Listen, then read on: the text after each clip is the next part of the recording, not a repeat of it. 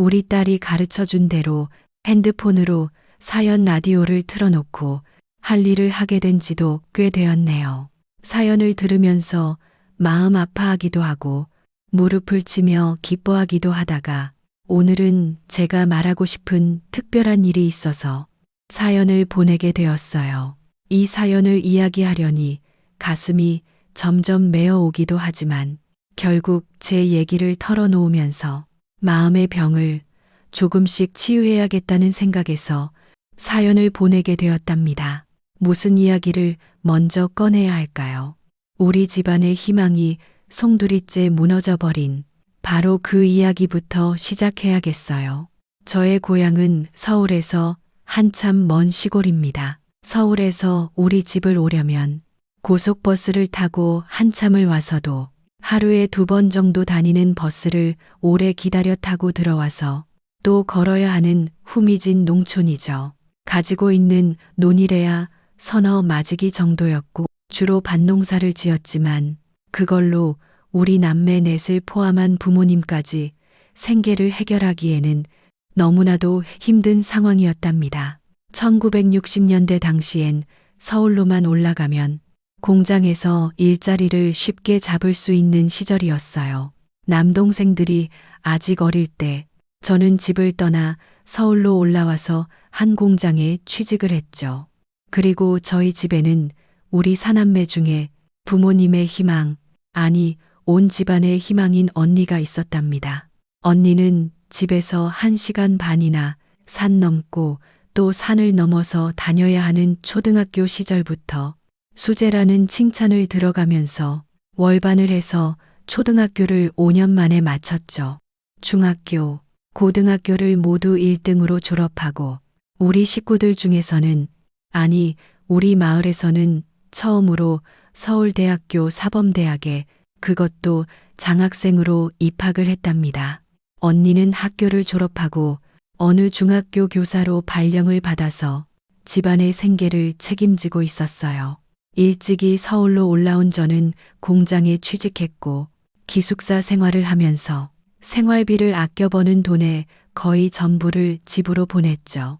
덕분에 제 아래에 있는 남동생 둘은 서울은 아니지만 대도시로 나가서 상업학교에 다닐 수 있었답니다. 그러다 보니 저희 집안에서 저만 초등학교밖에 못 나온 처지가 되고 말았지만 부모님은 저를 더 없는 효녀로 여겨주셨답니다. 그리고 저는 생활을 하며 같은 회사에서 만난 성실한 사람과 결혼을 하게 되었죠. 어렸을 때 부모님을 잃고 숙부의 손에 자랐지만 구김살 없고 쾌활한 성격을 가진 사람이었어요. 그리고 어디 내놔도 손색 없이 귀티가 나는 사람이었죠. 인물이 좋은 사람이었습니다. 언니보다 먼저 아는 사람 조금 있는 결혼이었답니다. 그렇게 결혼해서 딸을 낳았어요. 남편이나 저나 여전히 공장에서 잔업과 철야 작업까지 해야 하는 쉽지 않은 생활이었지만 둘이 벌어 둘이 살기에도 참 빠듯하다고 그러나 착실하고 선한 성품의 남편과 부모님을 닮아서 천성이 부지런하다는 칭찬을 받는 저, 그리고 어려운 환경에서도 탈없이 자라주는 아이와 함께 저는 세상에 아무것도 부러운 것이 없었답니다. 그리고 저희 언니는 여전히 온 지방과 온 마을의 자랑이었고 그런데 누가 상상이나 했을까요? 이런 저희 집안의 희망이 한순간에 무너지리라 거슬려 어느 날 부모님으로부터 언니가 휴직을 했으며 그 이유는 모른다는 편지를 받게 되었어요. 그리고 언니에게 찾아가 보라는 간절한 말씀도 덧붙이셨습니다. 언니에게 찾아갔지만 언니는 그저 몸이 안 좋아 휴직을 했을 뿐이라고 하더군요. 하긴 가늘고 여리여리한 몸에 너무 공부에만 열중한 언니의 건강에 무리가 왔다는 것은 충분히 이해할 만한 일이었어요. 그러려니 하고 저는 여전히 잔업과 철야를 해가며 집에 돈을 보냈고 남동생들은 집과 가까운 대도시에서 일자리를 잡았답니다. 그렇게 약 1년 정도 지났을 때 언니에게서 만나자는 전화를 받았어요. 언니는 예전과는 달리 얼굴이 부어 푸석푸석한 상태였습니다. 가늘기만 한 언니가 살이 찌는 것은 좀 이상했지만 몸이 안 좋아서 그런가 보다 싶었어요. 미안해. 나하고 얘기 좀 하자. 언니, 갑자기 뭐도 끝도 없이 그게 무슨 소리야. 뭐가 미안해. 일단 우리 집으로 가자. 가서 얘기할게. 얘기가 길어. 언니가 자취를 하는 방에 들어섰을 때 저는 그만 기절을 할 정도로 놀라고 말았답니다. 방 안에는 이제 갓 태어난 아기가 꼼지락거리며 누워 있었어요. 저는 도대체 어떻게 된 일인지 몰라 이러지도 저러지도 못하고 있었죠. 언니는 갑자기 울음을 터뜨렸습니다. 그리고 울다가 이야기하다가 언니답지 않게 횡설수설하더라고요. 이야기를 대충 정리해보면 이랬어요. 언니는 언니와 같은 학교 대학원을 다니는 남자를 만나 연애를 했답니다. 당시로는 흔치 않은 대학원생. 저는 사실 대학원이 뭔지도 몰랐어요. 대학원에서 박사가 되기 위한 공부를 하고 있던 그 남자는 대학원을 졸업한 후 교수가 되면 언니와 결혼하기로 굳게 맹세했다고 했어요. 한 번도 서로의 변심을 의심해보지 않은 좋은 사이였다는 것이었죠. 그런데 이 남자가 대학원을 졸업하고 박사학위를 받으면서 어느 대학교의 교수가 되었고 언니와 결혼하겠다고 그쪽 집안에 이야기를 했답니다. 그런데 그 집안의 반대가 거세다 하더군요. 아버지가 교육자이고 물려받은 재산도 많은 세칭 좋은 집안이었고 가난한 집안 출신의 언니를 며느리로 맞아들이는 것을 거세게 반대했다고 그렇게 시댁이 될 집에서 둘의 사이를 반대하는 가운데 언니는 몸에 이상이 있는 것을 느꼈다고 했습니다. 부인과에 가보니 이미 아이가 3개월째 언니의 몸 안에서 자라고 있다는 것을 알았답니다. 언니는 아이를 낳기를 원했고 교사의 몸으로 결혼 전에 배가 불러 학교에 출근할 수가 없었기 때문에 아이를 낳을 때까지 휴직을 한 것이라고 설명했죠. 그제야 언니가 갑자기 휴직을 한 이유를 알 수 있었어요. 아이를 낳았고 아이는 건강한 아들이었답니다. 그런데 문제는 바로 아이 아빠의 태도였고 집안에서 계속 거세게 반대하자 점점 마음이 기운 것 같다는 것이었죠. 요즘이야 세상이 좋아져서 아이를 얼마든지 엄마의 호적에 올릴 수 있지만 당시만 해도 아이의 아빠가 허락하지 않으면 아이를 호적에 올릴 수 있는 방법이 없었습니다. 사생아, 지금은 없어진 말이지만 그때 바로 그 조카 아이는 언니가 사귀던 그 남자의 허락이 없으면 호적에 올라갈 수도 없고 제대로 출생신고를 할 수도 없는 처지가 되고 마는 것이었죠. 언니가 아기를 낳은 후 남자의 태도는 완전히 변했다고 하더군요. 언니는 이미 우리가 아는 그 지적이고 이성적인 모습이 아니었어요. 어찌할 바를 모르고 눈의 초점도 흐려진 모습이었죠. 언니의 이야기가 끝나자 우리 자매는 그냥 서로 붙잡고 서럽게 울었습니다. 시골의 한미한 집안에서 태어났다는 사실이 생전 처음 아프게 실감나더군요. 희수가 이 아이를 내 남편 호적에 올려줘. 부탁이야. 언니는 이런 엄청난 제안을 했습니다. 우리 부모님께도 알리지 말고 그저 내가 낳은 아기로 해서 호적에 올려줘. 양육비는 내가 학교에 다시 복직하면 충분히 키울 수 있도록 보내줄게. 제발하고 은원을 좀 해줘. 긍정적으로 생각할 수 있도록 제발 설득해줘. 희수가 남편에게 차마 입이 떨어지지 않았지만 결국 남편을 붙잡고 간청했습니다. 어떻게 그런 일이, 그런 나쁜 놈이 세상에 어디 있어. 그냥 넘어갈 일이 아니구만. 마음이 떠나서 영 희망 없는 사람을 이제 와서 어쩌겠어요. 그것보다는 지금 우리 언니가 처한 상황이 더 심각하잖아요. 우리 아니면 언니를 도울 수가 없어요. 남편은 너무나 황당한 일임에도 불구하고 저의 설득 끝에 아이를 자신의 아이로 받아들여 호적에 올려주기로 했답니다. 그리고 우리 아이처럼 키우겠다고 다짐을 해주었어요.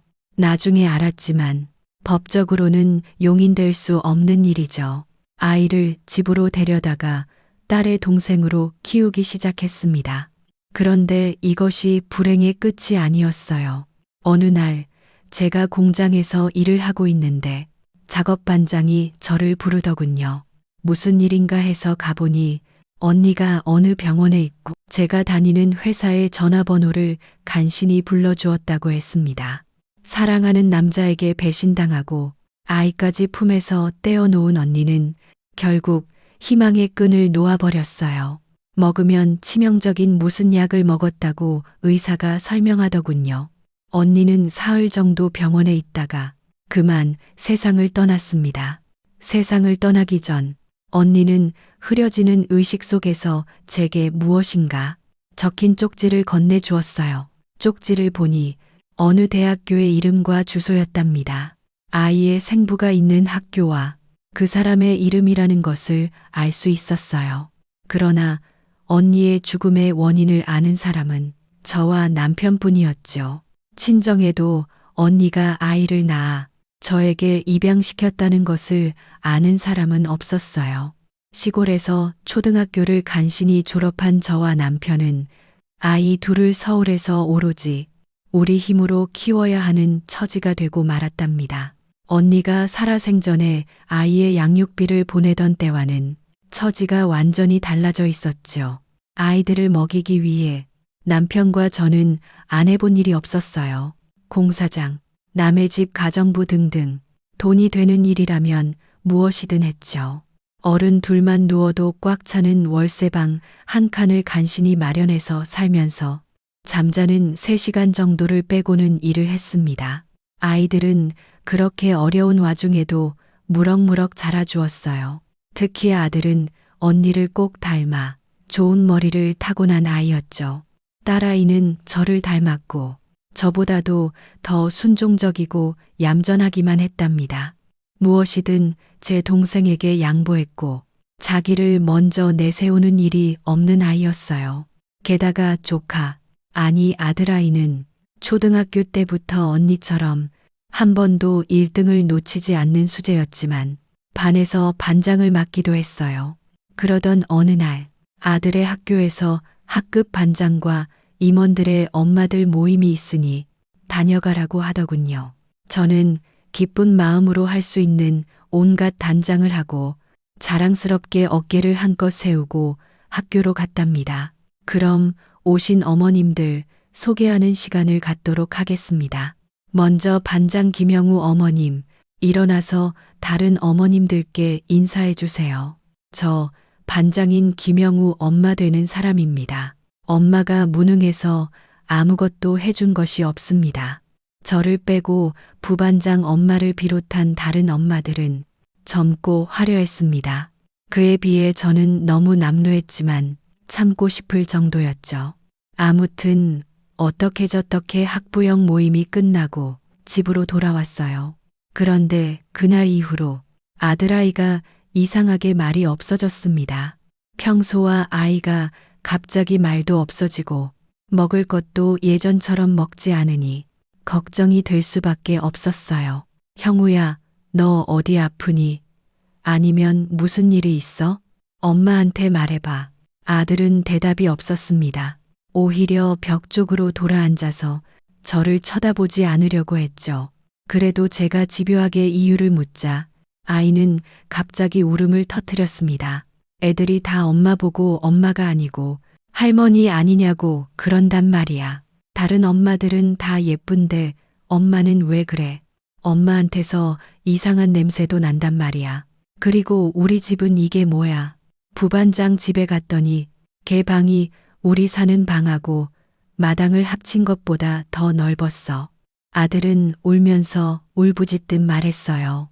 저는 그제야 아이가 왜 그렇게 말이 없어졌는지 알게 되었죠.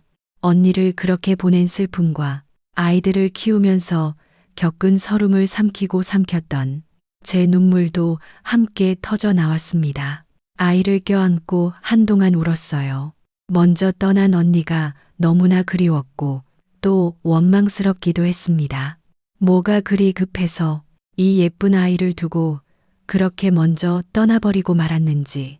그렇게 한바탕 서러움이 아이와 저를 휩쓸고 지나갔고 그 후 아이의 입에서 다시는 학교에서 엄마 오라는 소리를 들을 수 없었어요. 중학교, 고등학교 때 모두 공부를 잘해서 반장을 하면서도 단 한 번도 저를 학교에 오라고 하지 않더군요.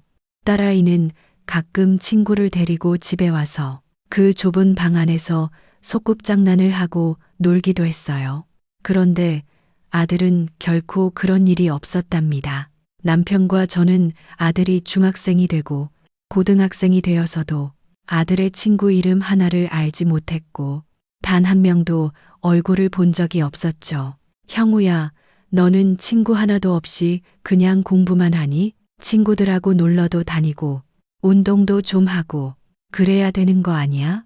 그러게 말이다. 아니, 너무 공부만 하면 건강 해쳐. 뭐든지 적당한 게 좋은 거란다. 이 집에 친구들도 데려오나. 그러면 이 아빠가 맛있는 떡볶이도 사줄게. 너 여전히 엄마 아빠하고 집안이 부끄러워서 그러니? 그런 거 아니에요. 친한 애들 만들어봤자 공부하는데 방해만 돼요. 저는 무조건 저하고 경쟁하는 애들 다 이기고 최고 대학교, 최고 학과에 갈 거예요. 좋은 학교, 좋은 과 간다는데 말릴 사람은 없지만 무조건 1등만 하는 게 중요한 게 아니란다. 주변 사람들과 좋은 관계를 만들어가면서 함께 살아가는 것도 중요한 거야. 주변에 좋은 사람들이 많다는 게 얼마나 중요한 일인지 알아야 돼. 사람은 항상 혼자 되었을 때를 대비하고 살아야 한단다. 몸을 돌보지 않고 쉴 틈 없이 일을 하면서 아이들을 키우며 맞이했던 세상은 정말 차디찬 곳이었습니다. 한강물의 절반이 저의 눈물이었다 해도 과언이 아니었죠. 그러나 그렇게 차가운 세상에서도 좋은 사람을 많이 만났어요. 공사장에서 남자들도 지기 어렵다는 벽돌을 지고 계단을 오르는 일을 할 때 일부러 제가 질 때마다 벽돌 몇 장을 빼주는 공사장 감독도 있었죠. 그리고 봉투를 붙이는 부업을 할 때 몇 원을 더 얹어주면서 아이들 과자 사주라는 고마운 사람도 만났어요. 저는 그렇게 차디찬 세상에서 좋은 사람들을 만날 때마다 언젠가 우리 집이 조금이라도 먹고 살 만하게 되면 꼭 저보다 힘든 사람들을 도우며 살 것이라고 속으로 다짐했답니다. 차가운 세상에서 그 좋은 사람들의 작은 배려가 얼마나 따뜻하고 힘이 되던지요. 저는 아이들에게 사람과 사람 사이에서의 작은 배려가 얼마나 중요한 것인지를 가르쳐 주고 싶었습니다. 그래서 친구도 없이 공부에만 매달리는 아들아이가 참 많이 걱정되기도 했어요. 아들이 저와 남편의 걱정을 아는지 모르는지 저희 부부는 아무튼 아들의 친구들을 하나도 모를 뿐만 아니라 분명히 학교에서 진학이나 필요한 일이 있을 때 학부형을 찾을 만한데도 아들에게서 그런 말조차도 들은 적이 없었습니다. 언젠가 아이들이 학교에 가고 남편도 나가고 오랜만에 혼자 집에 있을 때 저는 한동안 쳐다볼 틈도 없었던 거울 앞에 서서 제 모습을 찬찬히 뜯어보았죠. 아들은 이제 고등학생인데 거울 안에는 평생 일에 찌든 저희 친정 어머니보다도 더 늙어 보이는 낯선 여인이 서 있었습니다. 다시 한번 서러움이 저를 휩쓸고 지나갔죠. 아이들이 없는 틈에 실컷 울고 난 저는 더 이를 악물었습니다. 아들을 대학에 보내려면 더 노력해야 했어요.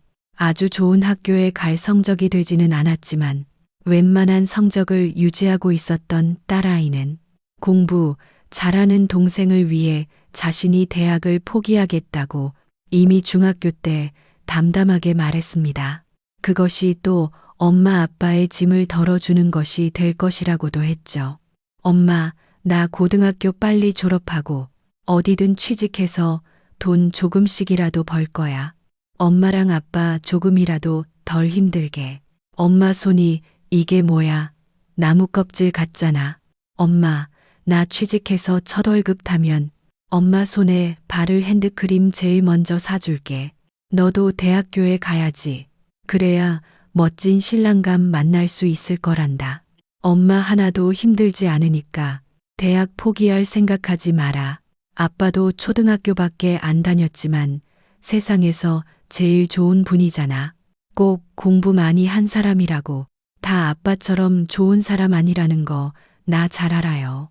이렇게 어린아이답지 않은 말을 하면서 딸은 굳이 대학교에 가라고 하는 저를 오히려 설득했습니다. 저는 여러 번 딸에게 대학교를 포기하지 말라고 했지만 딸아이는 고집을 꺾지 않았어요. 그런 여력이 있으면 제 동생을 더 지원하라고 했죠. 그런 딸아이의 마음 씀씀이가 차가운 세상에서 저를 배려해 주던 그 따뜻한 사람들의 손길 같았어요. 저와 남편은 딸의 표현대로 나무 껍질보다 더 단단하게 되도록 노력을 해서 아이들이 초등학교에 들어갈 무렵에는 간신히 서울역 근처의 한 골목에 막대기로 기둥을 세우고 그 위에 포장을 친 국수를 만들어 파는 가게를 운영하게 되었답니다. 그럴듯한 점포가 있었던 것도 아니고 그저 테이블 세네만 놓고 시작한 일이었어요. 공장에서 버는 빠듯한 월급보다 더 많은 돈을 만질 수는 있었지만 아직도 생활은 여유롭지 않았어요. 그래도 공사장, 남의 집 식모로 떠돌아다니지 않는 것만 해도 행복했답니다. 그러나 그 무엇보다도 그 어려운 환경을 이기고 공부를 잘해 수제 소리를 듣는 아들과 집안 형편 탓에 너무 일찍 철이 들어버렸지만 눈에 넣어도 아프지 않을 따뜻한 마음을 가진 딸내미가 제 행복의 전부였어요. 드디어 아들은 고등학교를 졸업하고 그 어렵다는 서울대학교 의대에 입학했죠. 아들의 합격 소식을 들은 날, 저는 언니 생각에 슬픈 눈물을 감출 수 없었지만 또한 아들의 합격 소식에 기쁨의 눈물을 흘렸어요. 그런데 이 기쁜 소식에도 마냥 기뻐할 수만은 없는 것이 바로 등록금 문제였습니다. 국수 가게가 그럭저럭 되어가고는 있었지만 아직은 내 식구 먹고 사는 일 정도만 예전보다 조금 여유 있게 해결할 수 있었거든요. 남편과 저의 씨름은 깊어졌어요. 의과대학의 등록금은 다른 학과의 등록금보다 많이 비싸더군요. 어떡하면 좋아요. 애는 공부를 잘해서 저렇게 최고학교 최고학과에 턱하고 입학하게 됐는데 등록금 낼 돈이 없으니 말이에요. 어떻게든지 마련해 보자고. 내가 이 친구 저 친구한테 조금씩 꿔보기라도 할 테니까 당신도 최대한 노력해봐. 알았어요. 어떻게든지 정해진 날짜 안에 등록할 수 있도록 해야죠. 당신한테는 언제나 미안해요. 아들아이의 일에 관해서 저는 남편에게 항상 미안한 마음을 가지고 있을 수밖에 없었죠. 그러나 남편은 그런 제 말에 핀잔을 주곤 했습니다. 그런 말하지 마, 형우 엄마. 당신이 자꾸 그런 말한다는 건 결국 형우를 우리 아들로 생각하고 있지 않다는 증거야. 왜 아직도 그런 생각을 해? 형우는 틀림없는 우리 아들이야. 남편은 아이의 등록금 마련을 위해 동분서주했어요. 당신 형우 생부 주소 가지고 있지? 그 사람에게 좀 부탁해보면 안 될까? 남편은 마음이 급한지 누가 들으면 큰일 날 소리를 하고 있었습니다. 저는 남편의 말이 혹시라도 누구에게 들리지 않을까 염려하지 않을 수가 없었죠. 그러면서도 저는 남편의 말을 반복해서 생각해 보았어요. 그리고 제가 여전히 간직하고 있는 언니의 쪽지도 생각해 보았습니다. 저는 머릿속으로 아들의 생부에 대해 수없이 상상했어요. 용기를 내 찾아가 볼까? 안 되는 일이지. 아니야, 가보자. 또 수십 번씩 상상해 오가는 혼란스러운 나날이 계속되었죠. 그런데 이런 일을 두고 바로 하늘이 돕는다고 하는 거겠죠. 장학생으로 선정되었던 학생이 무슨 일인지 입학을 포기하면서 등록금 전액을 지원받는 장학생이 되었다고 아들이 말하더군요. 형우야, 입학식이 며칠이랬지? 아빠하고 지우하고 같이 가자. 3월 3일. 아이, 그런데 오시지 않으셔도 돼요. 너 또 엄마 아빠가 부끄러워서 그래? 엄마랑 아빠가 이번엔 큰맘 먹고 지우하고 같이 옷도 한 벌씩 장만했어. 그런 거 아니에요. 오시지 마세요. 거리도 가깝지 않아요.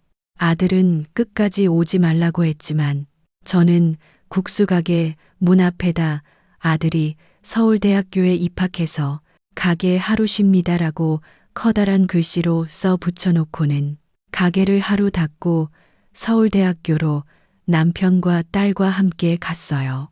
꿈에도 잊을 수 없는 우리 언니가 다녔던 바로 그 학교였어요.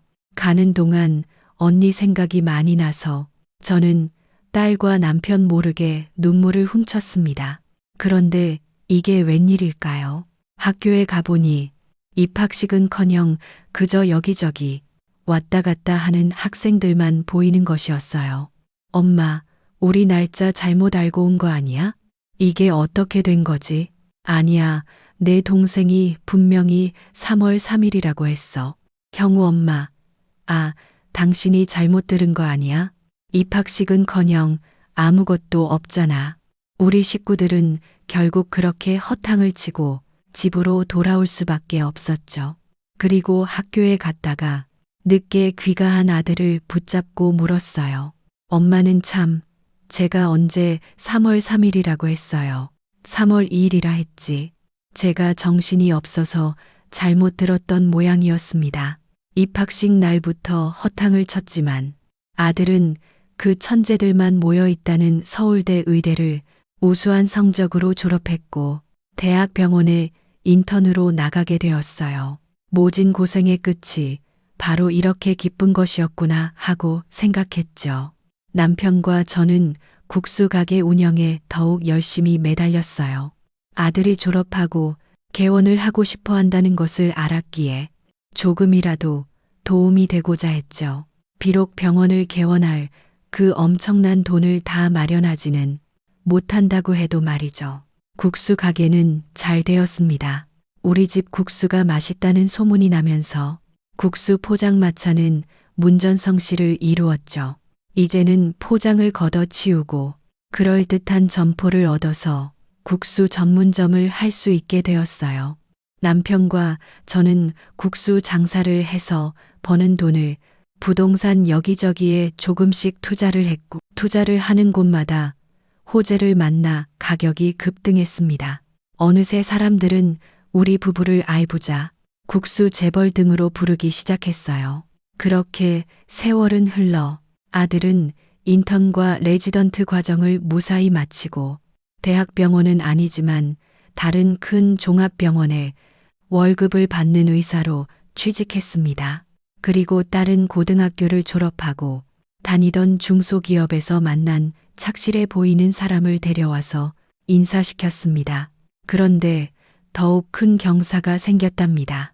실력 있는 의사로 경력을 키워가던 아들이 드디어 결혼하고 싶은 여자가 생겼다는 것이었습니다. 아이고, 정말 잘 됐구나. 어떤 아이냐? 어떤 아이길. 우리 의자, 선생님 마음을 이렇게 훔쳐간 거야? 제가 지금 일하고 있는 병원에서 만난 사이예요. 집안도 좋은 아이예요. 아버지, 어머니도 모두 의사이신 의사 집안이고 같이 개원할 거예요. 조만간 인사시킬 텐데 집이나 가게 말고 다른 곳에서 만나요. 장소는 제가 정해서 알려드릴게요. 너는 결혼 얘기 없어요?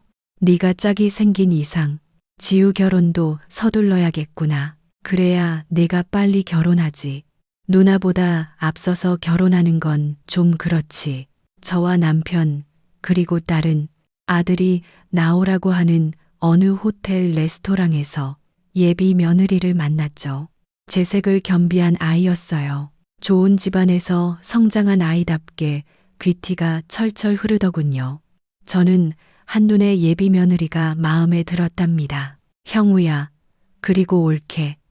벌써 이렇게 불러도 될지 모르겠지만 우리 엄마하고 아빠, 우리 둘만 보고 세상을 달리듯 살아오신 분들이세요. 결혼하면 당연히 우리 부모님 잘 모시고 살 거죠? 형우를 위해서 인생을 사셨다고 해도 과언이 아닌 분들이에요. 당연하지. 나부터 얼른 결혼식 치를 생각이고요. 그럼요. 저희가 부모님 잘 모실 거예요. 누님은 걱정하지 마시고 결혼해서 잘 사시면 그게 효도예요.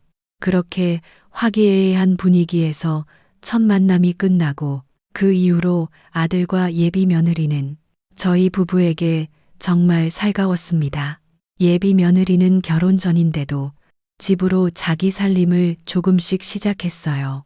어차피 와서 살 집인데 미리 조금씩 짐을 드리는 게 나중에 편할 것 같다면서. 이 집 참 사연이 많은 집이지요. 단칸방 월세집, 전세집을 떠돈 끝에 국수 전문점이 문전성시를 이루고 재산이 모이면서 은근히 며느리를 데리고 살 생각에 무리해서 장만하게 된 집이었습니다. 물론 아들이 따로 살림을 나겠다고 하면 그럴듯하게 내줄 여유도 이제는 있었어요. 첫 만남을 가진 지 1년이 조금 안 되었을 때 아직 결혼식을 올리기도 전에 예비 며느리는 집으로 아예 들어앉았습니다. 예비 사돈과 아직 상견례도 갖기 전이라 조심스럽기도 했답니다. 걱정 마세요. 아버님, 어머님. 제가 다 친정 부모님들 상의해서 하는 일이에요.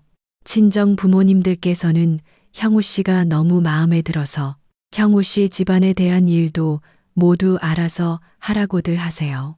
그리고 혼인신고는 먼저 할 거예요. 예비 며느리, 아니 혼인신고를 했으니 이제 며느리 있죠. 며느리는 그러나 공부밖에 모르고 자라서인지 집안 살림에는 영 소질이 없었어요. 저도 국수 가게 때문에 바쁘고 해서 집에서 일할 사람을 하나 들이기로 했죠. 며느리는 친정에서 소개해주는 사람을 드리고 싶다고 하더군요. 나쁠 것 없는 일이었죠. 며느리는 보기에도 믿음직한 아주머니 한 분을 데리고 왔습니다.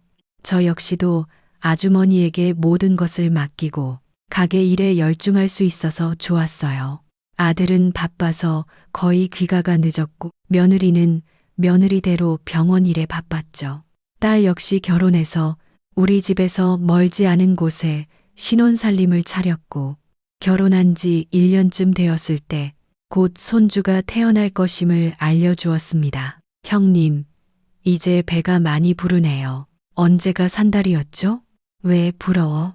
너무 일에만 열중하지 말고 이제 엄마 아버지께 손주 소식 전해줄 때 아닌가? 그래요, 부러워요. 그런데 결혼식 한 다음에요. 배 불러서 웨딩드레스 입는 건 좀 그렇잖아요. 결혼식 너무 미뤄지는 거 아닌가 싶어서 사돈댁에 죄송해서 그렇지. 어떻게 키운 따님이신 텐데 결혼식도 없이 이렇게 와서 며느리 노릇, 그것도 착하게 해주고 있는 게 죄송해서 그래. 아가, 사돈댁에 면목 없는 노릇이니 얼른 사겠냐 하고 서둘러 결혼식 날짜 잡았구나. 네, 어머니, 알겠어요. 어머니 시키시는 대로 서두를게요. 형우 씨도 어머님, 아버님 말씀이라면 하느님 말씀으로 아는 사람이니까. 참 이렇게 행복만이 가득한 나날이 흘러가고 있었어요. 그런데 사람의 욕심이 끝이 없다고 했던가요. 나무랄 데 없는 며느리까지 얻고 나니 손주 생각이 간절해지더라고요. 그래서 더욱 아들과 며느리에게 결혼식을 서두르라고 했습니다. 그러던 어느 날 아들과 며느리가 저에게 말하더군요. 엄마, 결혼식 곧 할 텐데 이 사람이나 나나 바빠서 신혼여행 갈 시간이 없어요. 그래서 가까운 일본으로 하루 이틀 다녀올 생각인데 엄마랑 아버지도 같이 가세요. 그렇게 하세요, 어머니. 일본이 온천이 좋잖아요. 저희도 피곤하고 해서 온천 쪽으로 가고 싶고 아버님께도 좋을 것 같아서 그렇게 하자고 했어요. 늙은이들이 왜 아들 신혼여행에 끼어. 얘들도 참 별소리를 다 하는구나. 그래, 아니, 너희들끼리 오붓하게 다녀오려구나. 우리는 그냥 가까운 온양 온천에 한번 다녀오면 되지 않겠냐. 이렇게 말하긴 했지만 사실 남편과 저는 내심으로는 좋았답니다. 그렇지만 주책 없이 군다 할 수야 있나요? 그래서 짐짓 여러 번 안 간다고 했죠. 그리고 딸에게도 이 말을 전했어요. 우리 엄마 아빠 이제 아주 복 터지셨다. 며느리의 장사도 잘 나가서 재벌 수준이지. 그러고 보니까 나만 아주 별 볼 일 없네. 좀 샘나. 네가 왜 별 볼 일이 없어? 내가 지금까지도 제일 소중하게 간직하고 있는 게 뭔 줄 아니?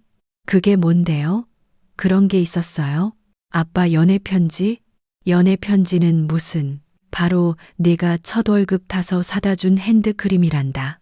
처음에 조금만 바르고 그대로 간직해뒀어. 동생을 위해서 진로도 포기하고 늘 엄마 생각해준 내 마음 엄마가 다 알고 있어. 네가 세상에서 제일 효녀다. 엄마는 참 갑자기 눈물 날라 그러네. 엄마, 형우랑 올케가 그렇게 가자고 하는데 그냥 못 이기는 척 다녀오세요. 일본의 온천이 그렇게 좋다잖아요. 형우가 엄마 아빠 신경통 생각해서 그러는 모양인데 아들, 며느리가 강력하게 권하고 딸까지 이렇게 말하는데 더 이상 사양할 이유가 없었죠. 저는 딸 표현대로 못 이기는 척 따라 나서기로 했답니다. 아들과 며느리는 신혼여행이 아니라 마치 저희 부부를 위한 효도 여행을 온 것 같았어요. 일본에서 제일 번화한 거리도 구경했죠. 일본이 일본 같지 않고 유럽 어느 나라에 온 것 같은 느낌이 드는 곳이라고 아들, 며느리가 구경하자고 하더군요. 우리 늙은이들이야 뭘 아나요. 아이들이 가자는 대로 가는 거죠. 그렇게 일본 동경에서도 가장 번화하다는 오다이바였던가요. 그 거리도 구경하게 되었답니다. 정말 일본이 서양 어느 나라 같았어요. 텔레비전에서 본 프랑스 같기도 하고 미국 같기도 하더군요. 방송국이 여러 중요한 시설도 밀집해 있는 곳이라고 아이들이 일러주었습니다. 그 거리에 있는 한 건물에 들어가 서로 통해 있는 통로를 통해 이 건물, 저 건물로 가며 우리는 일본의 중심가를 실컷 구경하고 유명하다는 맛집에 가서 일본식 돈가스도 맛있게 먹었어요. 그러고 나서 온천이 좋다는 일본의 한적한 시골로 향했죠. 기차를 타고 한참을 가서도 또 한참을 더 들어가야 하는 곳에 진흙이 보글보글 끓는 우리나라에서는 볼 수 없는 신기한 온천이 있었어요. 무슨 가스인지 온천 가득 덮고 있었고 한 치 앞도 보기 어려운 곳이었지만 온천물은 정말 좋더군요. 수십 년 묵은 신경통이 한꺼번에 날아가 버리는 느낌이었어요. 그렇게 며칠을 그 온천에 묵었습니다. 일본에서도 아주 오지라서 집들이 마치 드라마에나 나오는 옛날 일본 집들과 비슷하더군요. 아들과 며느리는 우리를 위해서 미리 집 한 채를 빌려 놓았다고 했습니다. 일본 사람들조차도 많이 찾지 않는 곳이라 식당도 없어 밥도 해 먹어야 하는 곳이었답니다. 마치 어릴 적 소꿉장난 하듯이 오순도순 밥을 해 먹고 온천을 하면서 아들, 며느리와 며칠을 지내다 보니 서울로 돌아가기 싫을 정도로 천국 같았어요. 온천에서 조금 걸어 나가면 바닷가도 볼 수 있었죠. 사람이 많지 않은 곳이라 배들만 몇 척 보이더군요. 세상에 어떻게 이런 곳이 다 있다니. 여기 있다가 서울 갈 생각을 하니 정말 시끄러워서 못 갈 것 같구나. 그러게 말이다.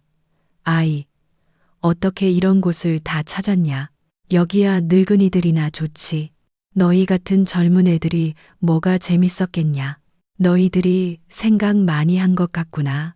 우리 같은 노인네들이 조용히 쉬기 꼭 좋은 장소였습니다. 우리를 생각해준 아들, 며느리에게 참 고마웠죠. 남편과 나는 바닷가를 거닐면서 말했답니다. 나중에 더 늙으면 이런 곳에 와서 여생을 보내자고요. 여행을 와서 며칠을 그렇게 보내고 아이들이 배를 타고 바다를 좀 돌아보자고 하더군요. 온천에서 뿜어나오는 가스 덕분에 바다에 안개가 잔뜩 낀 것 같은 모양. 꼭 영화에나 나올 것 같은 배경 속에 들어가 있는 기분이었죠. 아이들 말로는 한참을 나가도 허리 높이밖에 안 되는 얕은 바다라고 하더군요.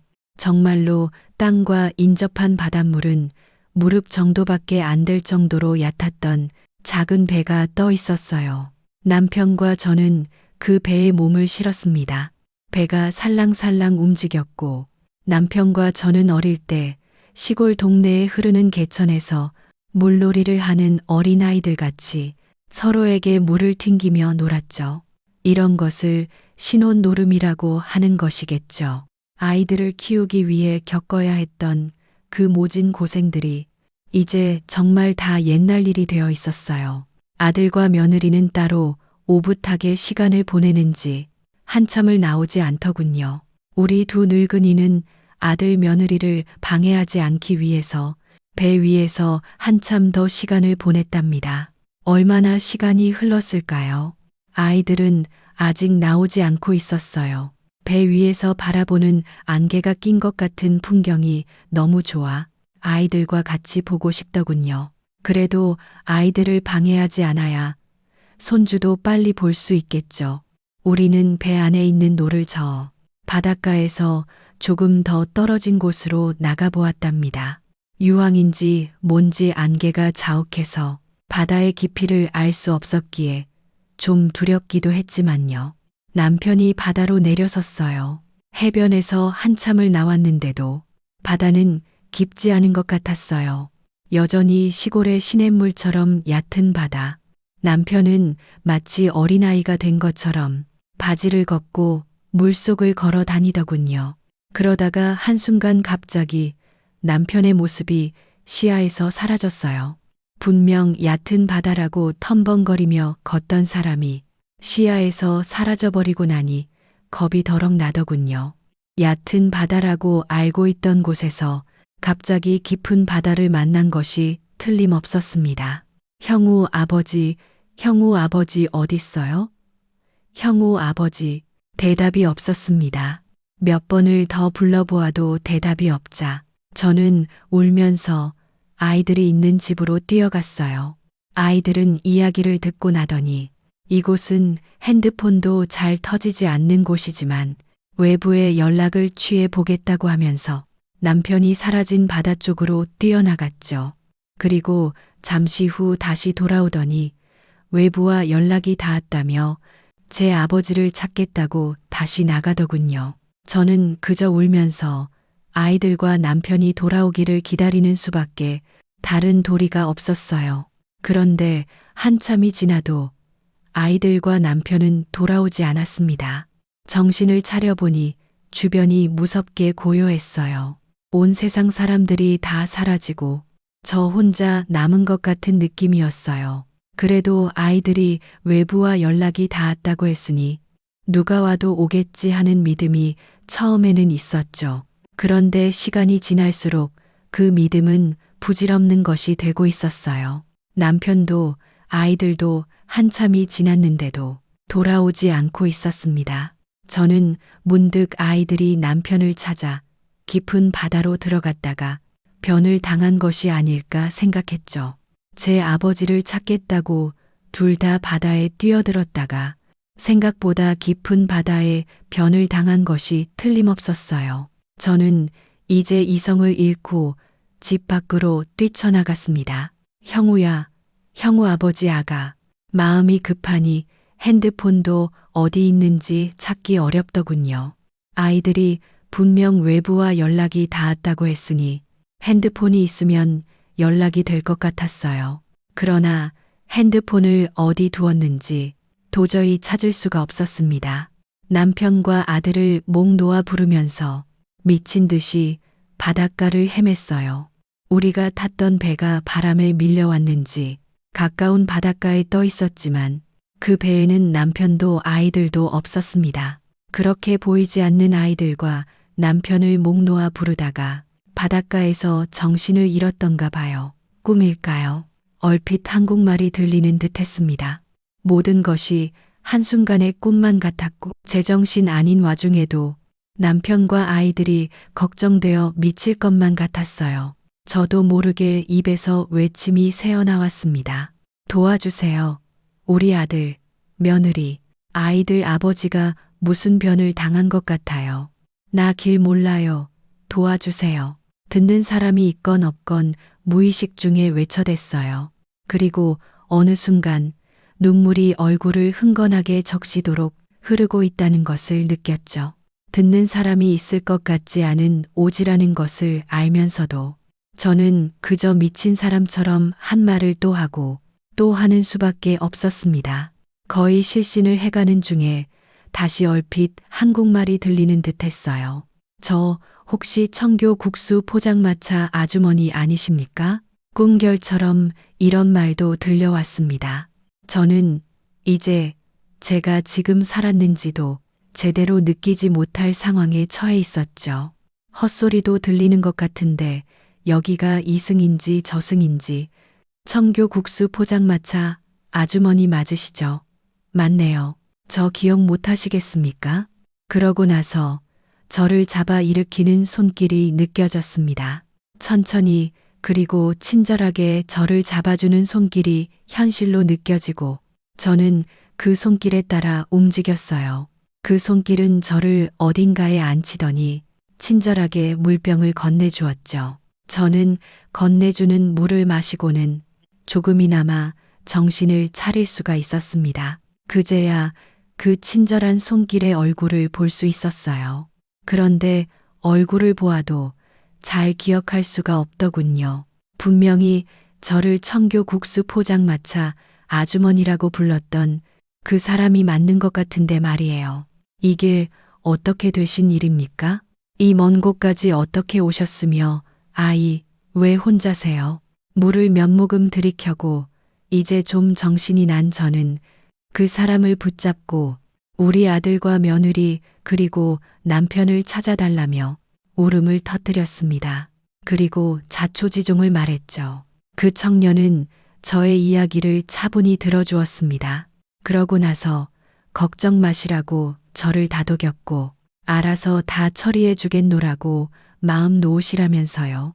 도와주겠다는 말에 대충 정신이 다 돌아온 듯이 그 사람은 옛날 일 한 가지를 이야기하기 시작했어요.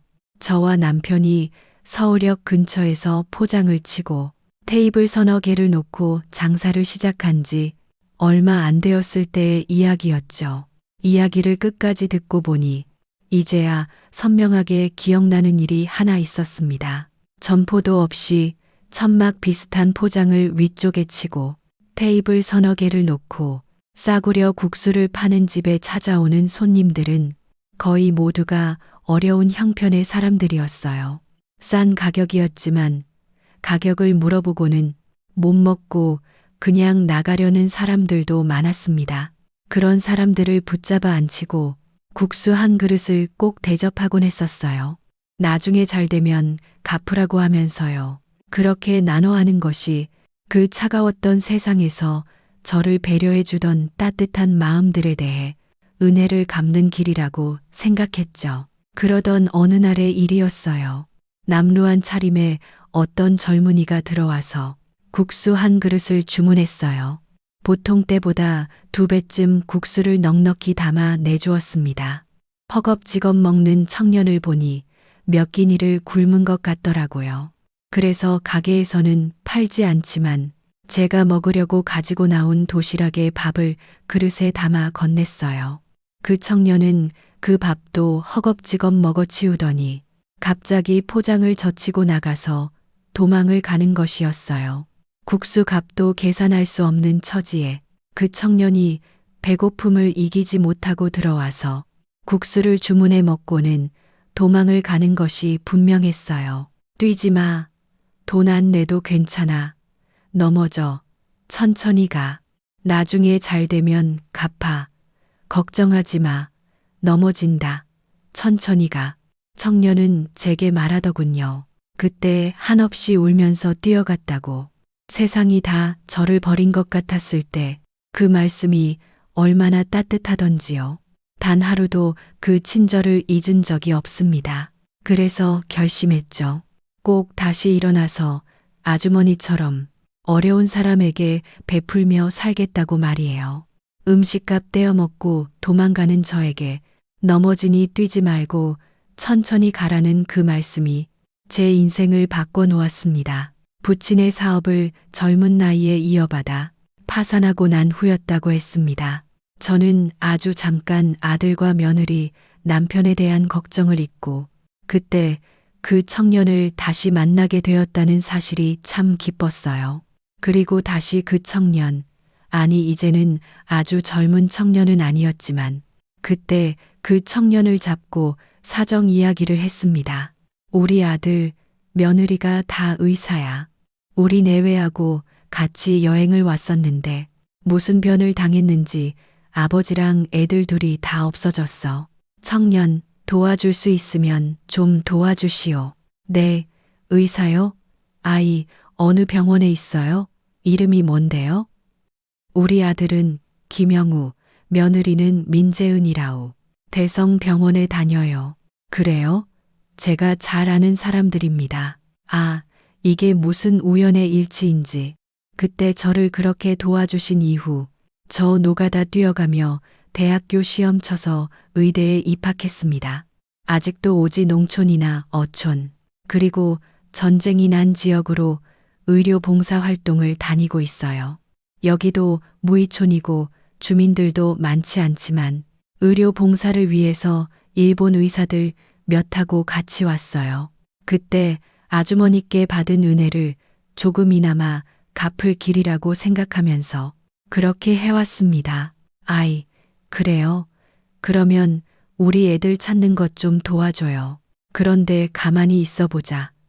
아, 민재은 선생님의 시어머니가 정말 맞으십니까? 제가 김영우 선생님은 잘 모르는데 민재은 선생은 잘 아는 사람이라 그 사람들 결혼식에 갔었거든요. 아이, 그런데 그 어머님이 아니신데요. 그게 무슨 말이에요? 우리 애들은 아직 결혼식도 안 올리고 혼인신고만 하고 우리 내외하고 살고 있어요. 사돈하고 상견례도 안 했는데 결혼식이라니. 아닙니다. 분명히 민재은 선생이고 그날 신랑의 이름도 김영우라 기억이 나는걸요. 김영우 선생님, 어머님, 아버님 얼굴도 어렴풋이 기억납니다. 그럴 리가요. 우리 바깥 향반하고 난 도대체 모르는 이야기라오. 잠시만요. 그날 결혼식 사진을 자기 핸드폰으로 찍는 친구를 본 기억이 납니다. 그 친구한테 전화해서 혹시 파일이 있는지 알아보겠습니다. 이게 도대체 어떻게 된 일인지 알아야 할 것 같습니다. 여기는 핸드폰도 잘 안 되는 곳이라고 하던데요. 오지여서 핸드폰이 잘 안 되기는 하지만 먹통은 아니에요. 금방 연결될 겁니다. 조금 전에도 한국에 있는 다른 팀하고 연락을 한 걸요. 그러고 나서 그 청년은 핸드폰으로 어떤 사람과 통화를 하더군요. 그리고 얼마 걸리지 않아서 핸드폰을 열어서 사진을 저한테 보여주더라고요. 지금 바로 친구한테서 받은 거라고 하면서 말이에요. 사진을 본 저는 눈을 의심할 수밖에 없었습니다. 사진 속의 신랑 신부는 분명 우리 아들과 며느리였어요. 사돈댁이 성공한 집이라고 하더니 사돈댁 쪽에 하객도 많았겠죠. 그런데 아들 뒤에 서 있는 하객 중에 제가 아는 얼굴은 하나도 없었답니다. 하긴 저는 아들 친구 하나도 알지 못했으니까요. 더 놀라운 것은 아들 옆에는 떡하니 아버지와 어머니가 서 있다는 사실이었어요. 그런데 아버지는 분명 우리 남편이 맞는데 어머니는 제가 아니었죠. 한 중후한 노부인이 아들의 어머니 자리에 남편과 나란히 서 있는 것이었죠. 이게 어떻게 된 일이유, 젊은 양반. 이게 어떻게 된 일이 말이에요? 우리 아들하고 며느리가 맞아요. 그리고 아버지도 우리 남편이 맞고요. 그런데 어머니는 도대체 누구란 말이에요?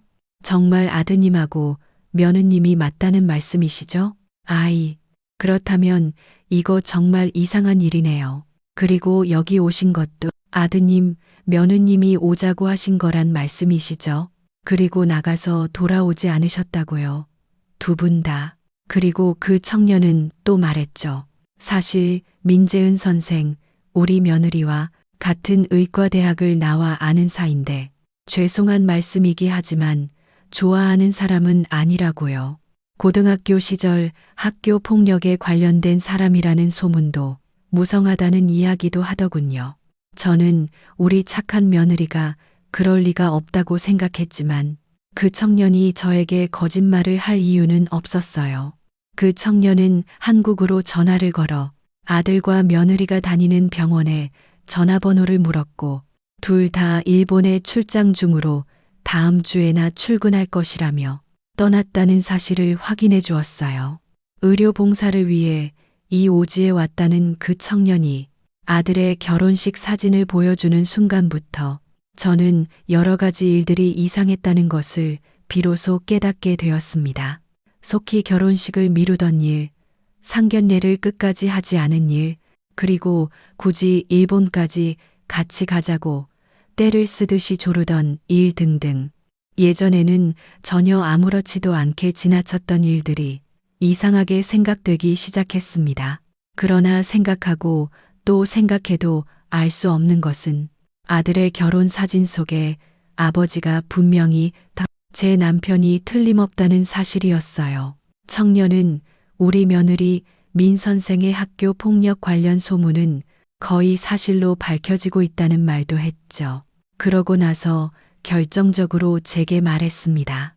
아주머니, 이런 말씀 정말 죄송합니다만, 뭔가 이상한 범죄 같은 냄새가 납니다.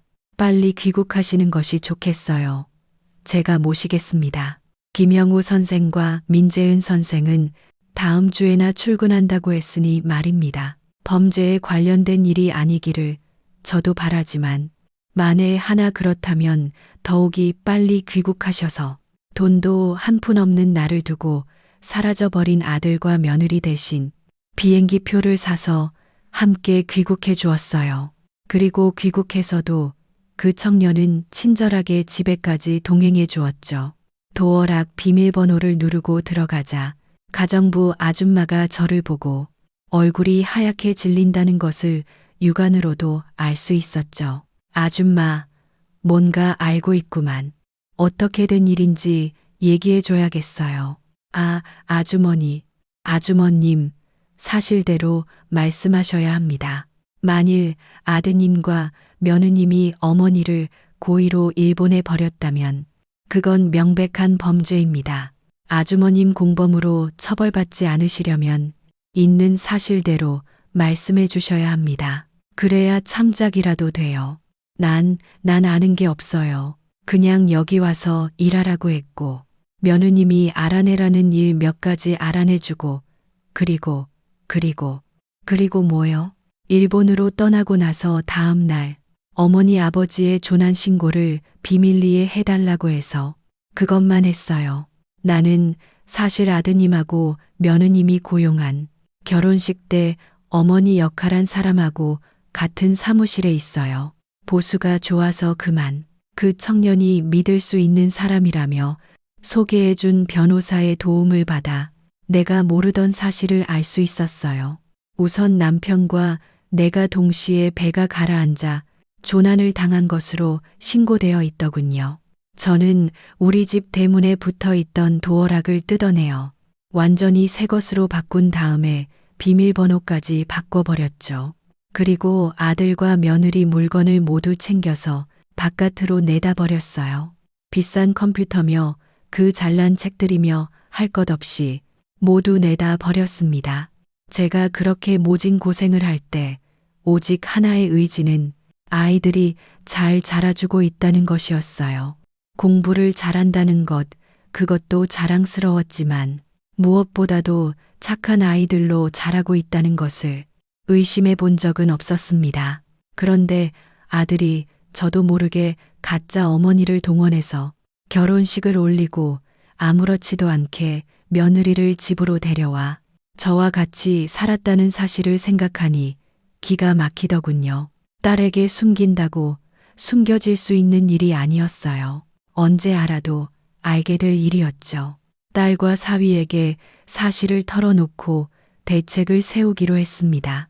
사위는 여기저기서 사람을 사기도 하고 직접 찾아다니면서 사실을 알아가기 시작했어요.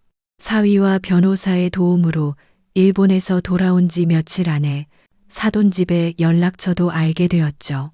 장모님, 어렵더라도 사돈 사람들을 만나보는 것이 순서일 것 같아요. 장모님 말씀 들어보니 처남은 모든 사실을 알고 있는 것 같아요.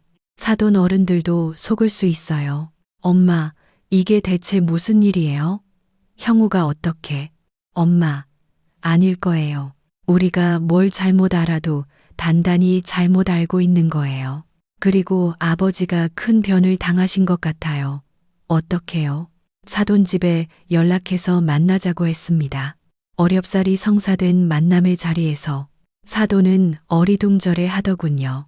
자신들은 이미 어떤 대학교 총장이라고 하는 바깥사돈과 그 부인인 사돈과 상견례를 하고 여러 번 만나서 아이들의 혼사에 대해 의논했습니다. 당연히 그 사람들을 사돈으로 믿었다고 했습니다. 아들의 어머니라는 사람이 가짜 사돈이라는 것을 알게 된 사돈 부부는 그래 자초지종을 듣고는 마침내 눈물을 보이더군요. 저는 사돈 내외의 말을 듣고 혼란에 빠지고 말았어요. 남편은 그렇다면 가짜 아내를 앞세우고 아들의 결혼식에 참석한 것이 되죠. 그리고 대학 총장이라는 남편은 시골에서 초등학교밖에 다니지 않은 촌부인데 대학 총장이라는 것은 또 무슨 이야기인지 도무지 갈피를 잡을 수가 없었답니다. 그러나 어쨌든 일본의 그 온천에서 바닷속으로 사라지는 것을 목격했기에 딸처럼 저도 남편에 대한 걱정을 접을 수가 없었어요. 며칠 후 우리 집 대문에 도어락 소리가 삑삑거리며 울렸습니다. 열릴 리가 없죠. 몇 번을 더 눌러도 안 되자 문을 쾅쾅 두드리는 소리가 들렸어요. 아주머니, 문 여세요. 아이, 도어락은 왜 마음대로 바꾸셨어요? 이 아줌마가 정말 미쳤나 봐. 마음대로 이게 무슨 짓이에요? 시키는 일이나 잘하고 있을 것이지. 저는 직접 대문을 열기 위해 나갔습니다. 문을 열자 아들과 며느리는 그야말로 기겁을 하더군요. 며느리는 심지어 다리에 힘이 풀려서 쓰러지려고 했어요. 그런 며느리를 아들이 부축했고 둘의 얼굴은 정말 유령이라도 본 듯 혼비백산한 모습이었죠. 엄마가 여길 어떻게, 왜? 이 엄마가 일본에서 죽었을 줄 알았니?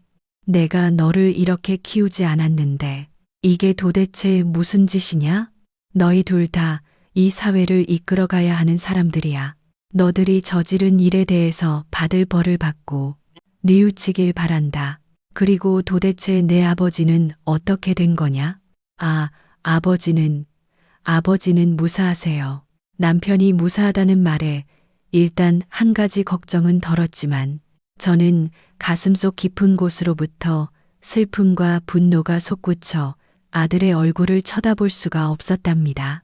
대문을 쾅 닫고 안으로 들어오면서 마음속으로는 피눈물을 울었죠. 그리고 언니가 그렇게 세상을 떴을 때만큼이나 아픈 시간이 흘렀어요. 그리고 경찰 조사를 위해 들어간 조사실에서 저는 남편 또래의 남자 한 사람과 마주치게 되었답니다. 처음 보는 사람이었지만 왠지 낯설지 않았어요. 아주 오래전부터 아는 사람처럼 인상이 친근했고 도대체 어디서 봤더라 여러 번 생각하게 하는 사람이었습니다. 그리고 그 인상이 분명해지는 순간 저는 다시 한번 소스라치게 놀라고 말았어요. 제가 아들로 가난하기 때부터 키워온 우리 형우, 바로 형우와 꼭 닮은 사람이었던 거예요.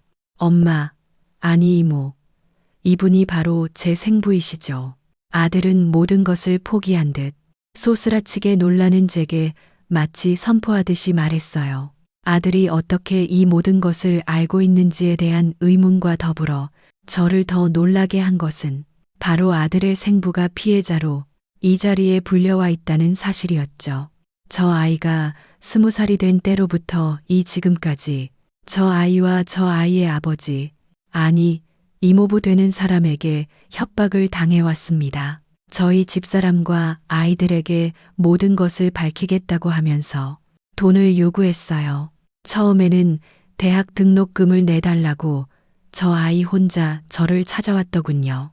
그러더니 다음부터는 키워준 아버지인 이모부 되는 사람이 같이 저를 협박하기 시작했습니다.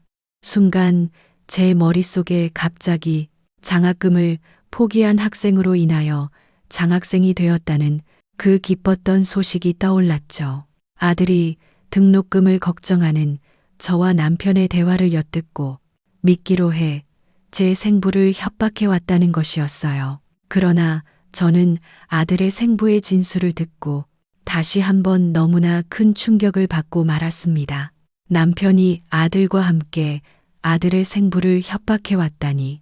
그리고 이어지는 아들의 진술에 따르면 남편은 처음에는 거부했지만 결국 돈에 대한 욕심을 버리지 못했다고 저 모르게 은행에다 자신의 명의로 상당한 돈을 예금해 놓고 있으며 상당한 부동산도 소유하고 있다는 사실도 밝혀졌죠. 모두 아들의 생부로부터 뜯어낸 것이었어요. 욕심은 끝이 없다고. 그러면서도 저와 공동 명의로 되어 있는 재산을 노렸던 겁니다. 변호사로부터 설명을 들은 바로는 한 가지 사고로 인해 동시에 두 사람 이상이 실종되었을 때 동시에 사망한 것으로 친다는 것이었습니다. 즉, 남편과 제가 동시에 조난을 당했다는 신고를 미리 하도록 손을 써두고 어딘가에 살아있다는 이야기가 되겠죠. 남편은 법적으로는 귀신이나 마찬가지였어요. 시간이 지나 법적으로 제가 완전히 죽은 것으로 처리되면 나타나서 저와 공동 명의로 되어 있던 재산을 나누어 갖기로 되어 있었던 것이었겠죠. 남편이 도쿄의 한 호텔에 머무르고 있다는 것을 아들이 자백했고 변호사와 경찰이 일본에 전화를 걸어 그 사실을 확인했습니다. 남편까지 사돈내외를 감쪽같이 속인 결혼에 가담했고 더구나 저를 일본에 버리는 일에까지 관련이 있다는 것을 알고 저는 정말이지 죽고 싶을 만큼 큰 충격을 받았어요. 자기 아이를 낳은 여자와 자식을 버린 사람인데 이 정도야 겪어야 하는 일이죠. 그리고 아버지가 대학 총장쯤 되어야 또 제 생부처럼 결혼을 반대하는 일에 부딪힐 일이 없겠죠. 생부에 대한 가책은 없습니다. 그리고 생부 대신 저를 키워주신 이모부에게 역시 제 생부 되시는 분이 갚아야 할 빚을 청하신 거에 불과하지 않겠습니까? 아들은 자신이 저지른 일에 대하여 그다지 가책을 느끼지 않는 것 같았습니다. 그 사실이 저를 더 슬프게 했어요. 형우 엄마인 희경이한테 잘못한 일을 속죄한다는 심정으로 견뎌왔습니다. 그런데 이제 모든 것이 백일하에 드러나고 나니 오히려 후련한 느낌입니다. 희경이가 스스로 목숨을 끊었다는 사실로 인해 큰 죄책감을 느꼈고 그 때문에도 더 아이의 요구를 뿌리칠 수가 없었습니다. 저는 이 진술을 듣고는 그냥 경찰서 바닥에 뒹굴고 말았습니다. 평생을 믿고 살아온 남편의 실체가 명확하게 드러나는 순간이었죠. 아들에 대한 배신감은 또 말해 무엇하겠어요. 그리고 무엇보다도 죽은 언니가 사무치게 아파할 것이라는 생각에 경찰서 바닥에 뒹굴면서 복받쳐 오르는 울음을 참을 길이 없었죠. 저를 도와준 그 변호사는 해석하기에 따라서 아들과 며느리 그리고 남편에게 형법상의 유기죄가 성립될 수 있다는 이야기를 했습니다. 도움을 필요로 하는 사람을 고의로 방치하거나 도움을 필요로 하는 상태를 일부러 만들어 놓는 것도 모두 유기죄로 해석이 가능하다는 어려운 말도 했어요. 며느리가 고등학교 시절 학교 폭력 가해자였다는 사실도 피해자들의 진술에 의해 하나 둘씩 드러나고 있었죠. 아들과 며느리가 다니고 있는 병원의 소유주가 바로 아들의 생부라는 놀라운 사실도 알게 되었습니다. 그 병원까지 차지하기 위해 아들과 며느리는 치밀하게 계획을 세웠었다고 해요. 며느리의 부모는 요즘 한없이 바쁘답니다. 딸의 고등학교 시절 피해자들을 찾아다니며 입을 막으랴 저를 찾아와서 정상을 참작해 주겠다는 문서를 부탁하랴 몸이 10개여도 모자라는 사람들이 되고 말았어요. 저는 그러나 법이 제 아들을 선처해 주기를 바라지 않습니다. 무엇보다 제가 아이들을 그렇게 키우지 않았어요. 사회를 이끌어 나가야 하는 입장에서 오히려 이 사회에 해악이 되는 일을 저지른 아들이 죗값을 치르면서 진심으로 반성해 주기를 바라기 때문이죠. 처음에는 언니를 생각해서 선처를 구해볼까도 생각해 봤지만 언니도 역시 그것을 바라지 않을 거라는 생각을 하게 되었답니다. 언니도 저도 찢어지게 가난한 집안에서 자라났지만 결코 남의 가슴에 못 박는 일 없이 그저 선하게 살다 가신 부모님 슬하에서 자라났어요. 그렇기에 더욱 아들의 선처를 요구할 수 없었습니다. 딸은 저와 함께 지내면서 돌이킬 수 없이 다쳐버린 제 마음을 다독이느라 온갖 정성을 기울이고 있답니다. 어쩌면 저 역시 며느리의 부모와 입장이 같다고도 할 수 있을 거예요. 자식 잘못 키운 죄에 있어서 말이죠. 일생을 받은 만큼 베풀면서 선하게 살고자 했던 저의 삶은 이렇게 다쳐버리고 말았지만 저는 나머지 인생도 또한 선하게 살아갈 것입니다. 청계천교 근처에서 장사하던 시절 저의 작은 선행이 한 청년을 사회에 봉사하는 사람으로 만들었듯이 자식을 잘못 키운 부모로서 사회에 속죄하는 삶을 살아가기 위해서는 마음을 다부지게 먹고 더욱 선하게 살아야겠다는 생각을 하고 있어요. 딸아이도 동생과 아버지의 잘못을 속죄하기 위해 나머지 생을 겸손하고 착하게 살아가야겠다고 말하고 있습니다. 지금 제가 아들과 며느리를 위해서 해줄 수 있는 길은 이것뿐이며 또한 이것이 최선이라고 생각하고 있어요. 남편도 또한 그에 합당한 벌을 받아야겠죠. 결국 제 가슴을 치게 된 이 사연 끝까지 들어주셔서 감사합니다.